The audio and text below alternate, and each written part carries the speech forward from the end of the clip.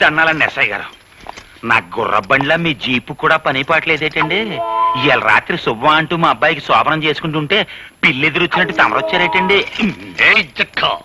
First night చేసుకున్నా సరే, last night చేసుకున్నా సరే, ఆ హార్మోనియం పెట్టిగానే ఒక లుక్ ఇస్తే లక్ అయిపోతాడు. ఇదిగో English madam, today no English talking. First time నువ్వు ఇంగ్లీష్ టాకింగ్ ఒక అడుగు డౌన్ వెనక్కి వెళ్ళాను. ఇప్పుడు నో డౌన్, వెరీ స్ట్రాంగ్. ఇదిగో అరెస్ట్ వారెంట్. పిలువ హార్మోనియం పెట్టికండి. ఏంటమ్మా గొడవ? ఏం జరిగింది? నీ చెబుతా. దుర్మార్గుడైన మీ అబ్బాయి పాపం పుణ్యం తెలియని పులిరాజు అనే వ్యక్తిని చంపి ఈ ఊరంతటికి సన్మార్గుడైన సూర్యచంద్రరావు ఇంట్లో పడేశాడు. కాబట్టి హంతకుడైన మీ సుపుత్రుణ్ణి అరెస్ట్ చేయడానికి వారెంట్తో సహా వచ్చా. ఇన్స్పెక్టర్, నేనెవరిని హత్య చేయలేదు. అనవసరంగా నా మీదకి వచ్చిన రౌడీని చావగొట్టి వాడిని ఎవరైతే నా మీద ఉసుగొల్పారో వాళ్ళింటికే వెళ్లి వాళ్లకు కానుకగా ఇచ్చొచ్చాను. ఆ రౌడీ చనిపోయాడు అంటే వాడిని మీరే హత్య చేస్తుండాలి. ఇవి ఉక్కు పిడుగులు.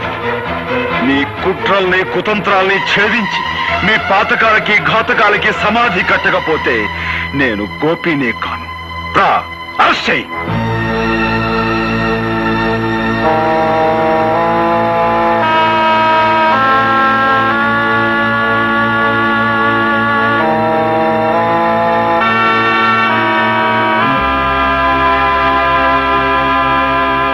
నీ భర్తను గురించి నువ్వు చెప్పిందంతా జాగ్రత్తగా విన్నానమ్మా.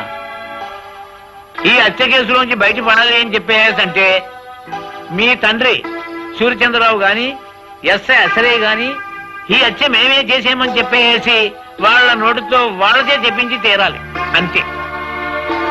చూడమ్మా, నువ్వు చాలా ఇంటెలిజెంట్లే కనపడుతున్నావు.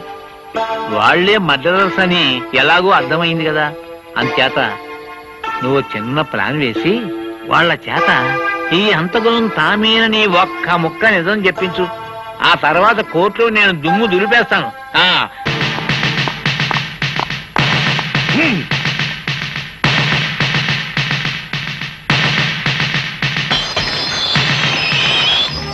ఇవాళ కోర్టుకు హాజరు కావాల్సిన రోజు.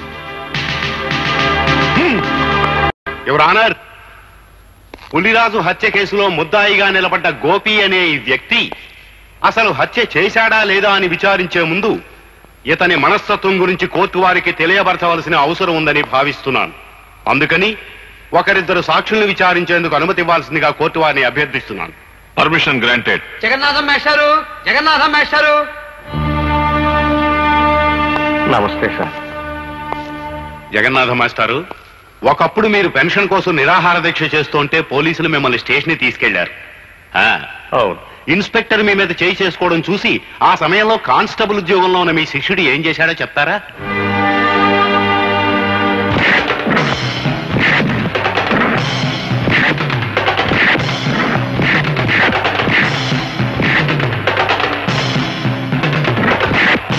న్యాయానికి ఆ రోజు అతను చేసిన పని. ఆల్ రైట్, మీరు చెప్పింది చాలు, ఇక మీరు వెళ్ళొచ్చు. యువర్ ఆనర్, గోపికి ఉద్యోగం వచ్చింది అదే రోజు ఉదయం. కానీ తన పై అధికారి మీద చేయి చేసుకుని ఆ సాయంత్రమే తన ఉద్యోగాన్ని పోగొట్టుకున్నాడు. Please note that point. Your honour, jailer దుర్గారావుని ప్రశ్నించేందుకు పర్మిషన్ కోరుకుంటున్నాను. గ్రాంటెడ్.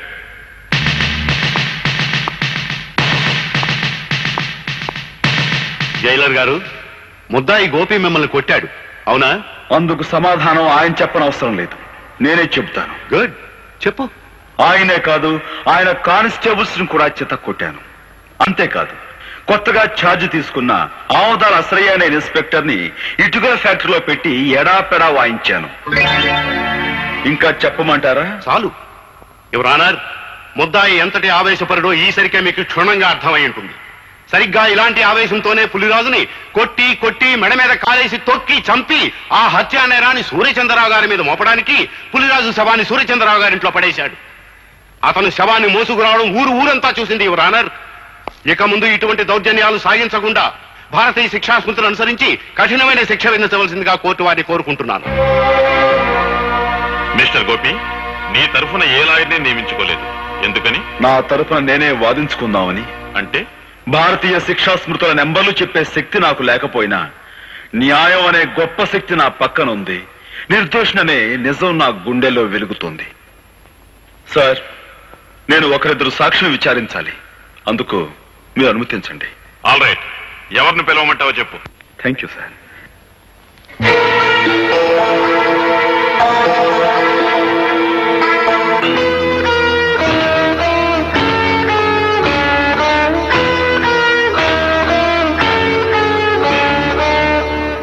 నువ్వేం ప్రశ్నించదలుచుకున్నావో ప్రశ్నించు. చూడండి సూర్యచంద్రరావు గారు, నేను ఆవేశపరునని తెలిసి మీ కూతుర్ని నాకెందుకు ఇచ్చారు?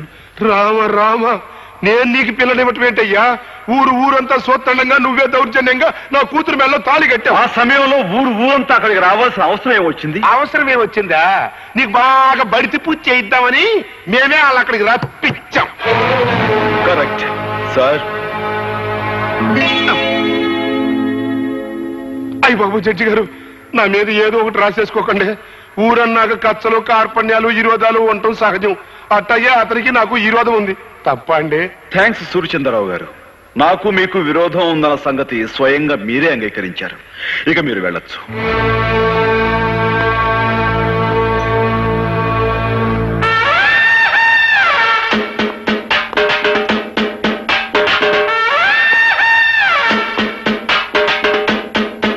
మీరు పిలవకుండానే బోన్లోకి వచ్చి నిలబడ్డారు.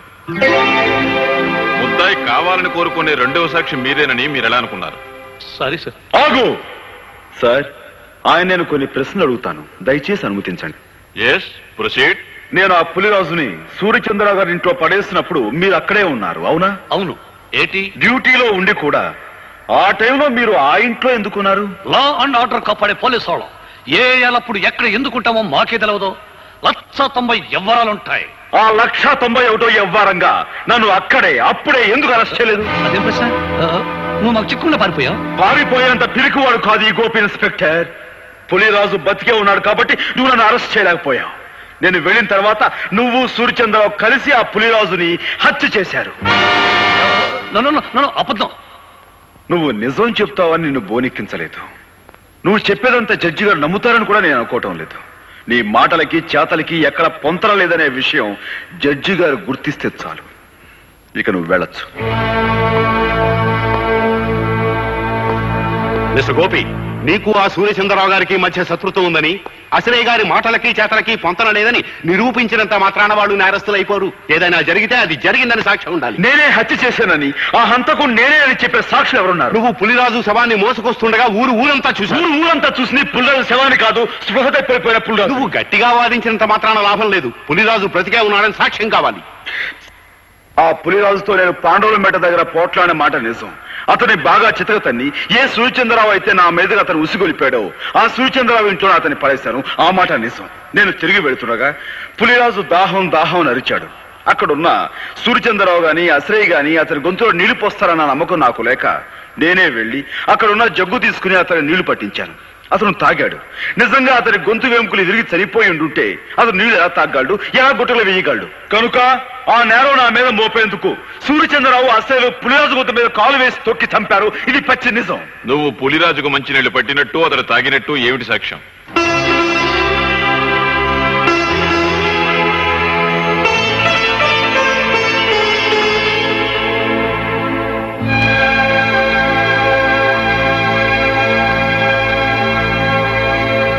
నువ్వు చెప్పేదానికి సాక్ష్యం ఏదైనా ఉంటే చెప్పు. ఆ ప్రత్యక్ష సాక్షి ప్రస్తుతం ఇక్కడ లేరు. దయచేసి మీరు నాకు 2 రోజులు గడువివ్వండి. ఈ 2 రోజుల్లో నేను సాక్షిని ప్రవేశపెట్టలేకపోతే ఆ పులిరాజును నేను చంపినట్లుగానే భావించి మీరు ఏ శిక్ష విధించినా సరే మీ ఇష్టం.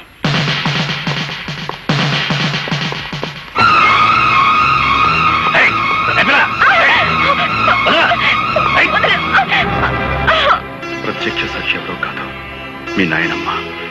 ఆవిడని ఎలాగైనా సరే ఒప్పించి కోర్టుకు తీసుకురా.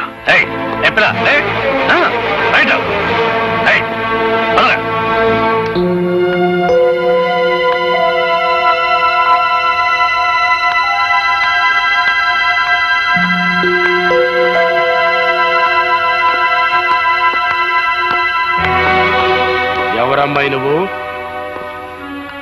గోపి గారి భార్యని. ఈ ఇంట్లోకి అడుగు పెట్టడం అంటే మంగళసూత్రాన్ని తెంపుకోవడానికి సిద్ధపడ్డట్టే లెక్క. ఈ ఇంట్లో చాలా మంగళసూత్రాలు తెంచబడ్డాయని తెలుసు. ఆ కీడు నాకు తగలకూడదనే మంగళగౌరి వ్రతం చేసుకుంటున్నాను. ఆ వ్రతానికి ముత్తైదువులు పిలవడానికి వచ్చాను. మొత్తైదువులా? నీ వ్రతానికి రాదగ్గ మొత్తైదువులు ఎవరో ఇంట్లో లేరే? ముత్తైదువుగా పసుపు కుంకాలకి దూరమైన మమకారానికి మానవత్వానికి దూరం కాని పుణ్యాత్ములున్నారు. వాళ్ళు ముత్తైదుల కంటే గొప్పవాళ్ళు. నానమ్మా, ఇవాళ సాయంత్రం వ్రతం చేసుకుంటున్నాను. నువ్వు తప్పకుండా రావాలి.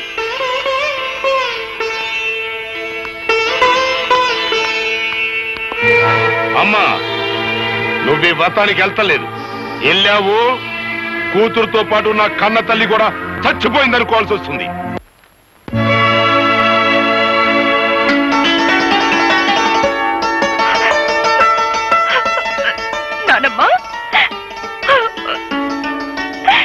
వ్రతానికి ఊళ్ళో ఎవరిని పిలవలేదా అమ్మా? నువ్వొక్కదానివి దీవిస్తే ముక్కోటి దేవతలు దీవించినట్టవుతుందని నిన్ను తప్ప మరెవరిని పిలవలేదు నాన్నమ్మా.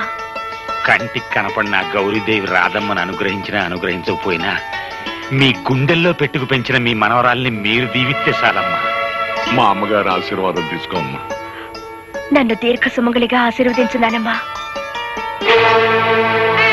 ఏమ్మా దీవించాలని సందేహిస్తున్నారు? మీ మనవరాలు పసుపు కుంకాలతో పచ్చగా ఉండటం మీకు ఇష్టం లేదమ్మా?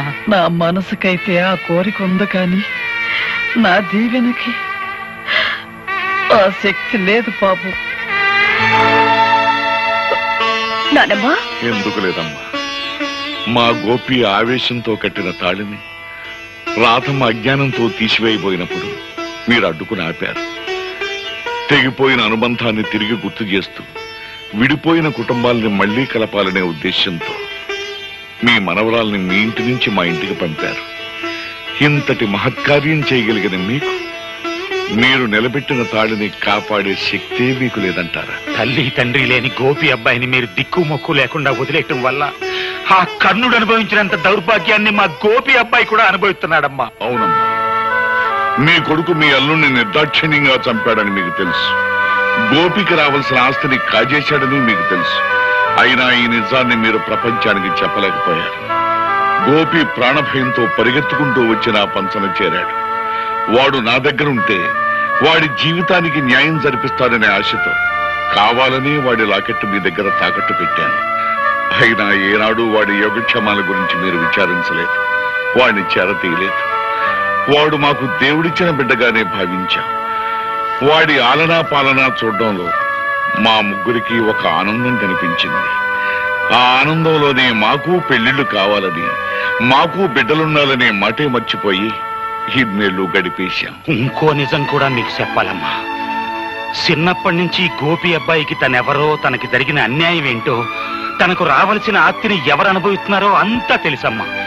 అయినా ఏనాడు వాటి గురించి ఆశపడలేదు, బాధపడలేదు. మరంత గొప్ప మనిషికి ఉత్తి పుణ్యానికి ఉరిశిచ్చపడితే మీ మనవరాలు విధవరాలైపోద్ది. అప్పుడే రాధమ్మ తల్లి పసుపు కుంకాలు ఎలా సెరిపోయాలో, తాళిబొట్టు ఎలా తెంచాలో బ్రహ్మచార్యదవలం మాకు తెలియదమ్మా. ఆ తతంగం అంతా మీరే దగ్గరుండి జరిపించాలి. వీళ్ళ నుంచి మానవత్వాన్ని నేర్చుకున్న మనిషిగా రేపు నేను కోర్టులో చెప్పబోయే నిజమే ఈ మాంగళ్యాన్ని నిలబెడుతుందమ్మా. 5 వింతలలో మొదటి వింత సెయిలింగ్ స్టోన్స్. సెయిలింగ్ స్టోన్స్ అంటే కదిలే రాళ్ళు. ఇది వినటానికి కాస్త కొత్తగా అనిపించినా నిజంగా కదిలే రాళ్ళు ఉన్నాయి. కాలిఫోర్నియాలోని డెత్ వ్యాలీ అనే లోయలో కదిలే రాళ్లున్నాయి. అసలు ఈ ప్రాంతంలో రాళ్లు నిజంగానే కదులుతాయంట. ఎంతోమంది ఎన్నోసార్లు ఇక్కడ పరిశోధనలు చేశారు. అసలు అవి ఎందుకు కదులుతున్నాయి? ఆ రాళ్లకు ప్రాణముందా, లేకపోతే భూమి యొక్క ఆకర్షణ శక్తి వల్ల ఆ రాళ్ళు అలా